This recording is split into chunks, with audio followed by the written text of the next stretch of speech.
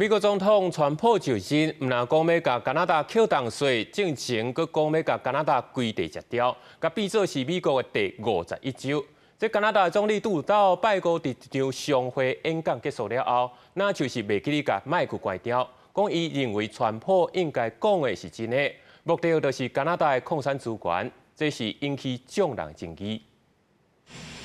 美国总统川普原本要伫2月初对加拿大加扣25%关税，不过伫甲加拿大总理杜鲁道电话会谈了后，决定延后30天执行。杜鲁道初次伫国内一场内部的工商会议，透露川普是认真想要合并加拿大，成做美国第51州。这个演讲甲无细里泄露到会场外口放送。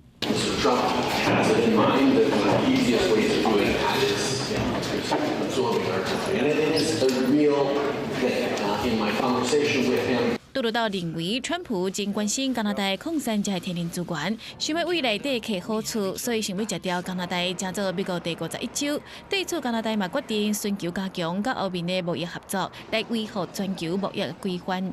Since CETA is coming into force, so our trade agreement, we've seen a 65% growth between trade between Canada and the European Union. We have seen two-way foreign direct investment in the order of about $445 billion.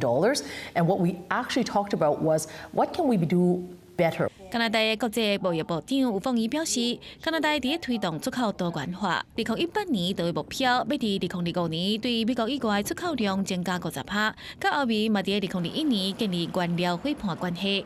暂时加拿大甲欧盟的贸易合作以重要的矿产甲较小型的企业会为主。欧盟唔望甲加拿大建立伙伴关系，来摕到锂矿、镉矿这能源转型的关键技术，减少依赖中国的出口。 吴凤仪认为，美国若是坚持要对加拿大加扣关税，加拿大会伫 WTO 世贸组织对美国提出挑战，因为加拿大是一个相信贸易规范体系国家。公司新闻台是董炳耀。